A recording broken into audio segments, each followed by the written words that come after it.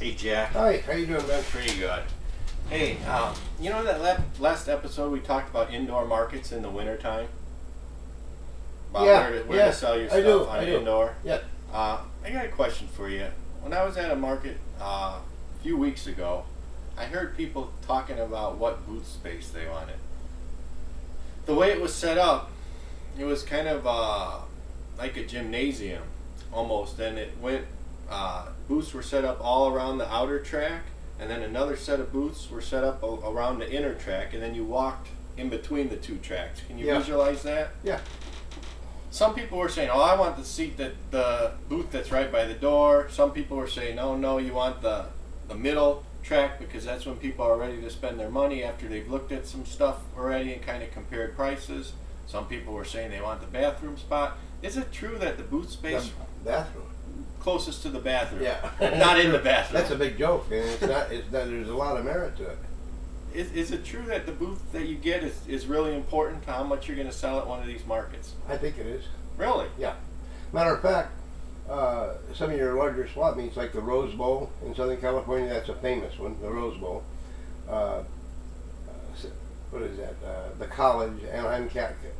Oh, I forgot what it was already. But we went on to that stadium.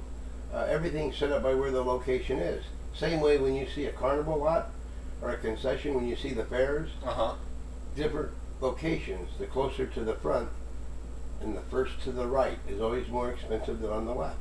So they actually charge you different amounts for the different spaces. Oh yeah, and they know the difference. It runs like if you're taking a circle like food at a county fair. This space over here on the right, let's say that space right there, might be $100 a linear foot. Okay. Some of them are $200 and $300 a linear foot. Then as you go this way, people come in, they spend their money. By the time you get over here, this might be, now this is just close, I mean it's not going to be that precise, but it may be $40 a linear foot. That much difference. This food concession will get maybe 4 or 5 times the money this one will get, or more. Okay. Or more. So location is important. Always. So but it really depends on the setup of the store. Like the one you're talking about, I tried to visualize it, and I'm thinking, is that space near the window? It's nice to have one near the window too. Well, where they can see your. In this particular one, it was like a gymnasium. So when you're walking into the gym, there actually were no windows. Real high ceiling, and it was a loop all the way around the outer. Outer wall. I would still want to be first on the right. You'd want to be first on the right. Or, as everybody knows, in a store, when you go into the store, what are the 2 prime locations? I don't know. By the cash register. Okay, so you pay for that dearly. Also, eye level on the shelves. You pay for that dearly. Okay, but on a market, there's no cash register. So, would you say that's equivalent to the exit door? You're talking about a flea market? A flea market, okay. Yeah. In an indoor booth, there'll be a cash register.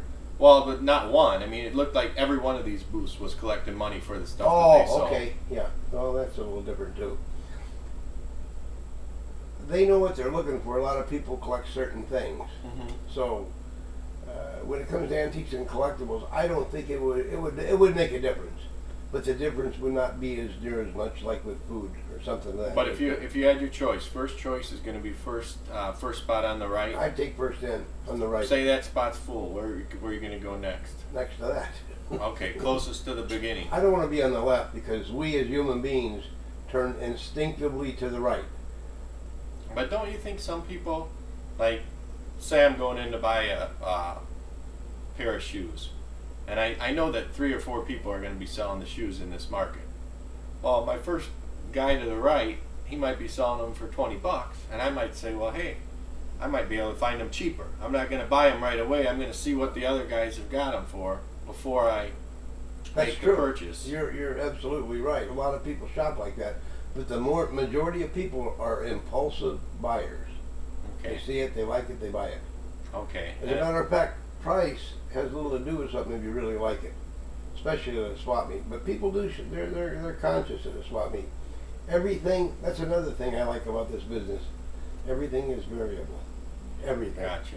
And I guess in my example, if you were the cheapest and you were the first to the right, I was going to come back to you anyway. You know, so I guess you get the benefit of the impulse buy from the guys that buy on impulse. And as long as you're priced right, you get my business too. But if I find them $5 less down the street, you know, you're going to lose it. If I was on the right, I would have something very special. Buy one, get one free, or 25% off of any price in the store of any new comparable product, as long as it's the same, something like that. I know a guy, did you ever see all those that sprang up in Southern California? They were started at the swap meets and the flea markets. They sold shoes for $10. Do you remember that? They were everywhere for $10. Did they do that around here? No, I don't remember that. Every swap meet had people setting up shoes, $10 Same shoes? everywhere. Yeah. I saw a guy come in. There wasn't much of a markup. They were buying them for like $4 to $6, but they were rolling a lot of them over. So this guy comes in, him and his wife, and they got their cousins and everybody, and they sent them out to all the different swap meets. They sold them for $8 a pair. 2 for $15. They couldn't keep them.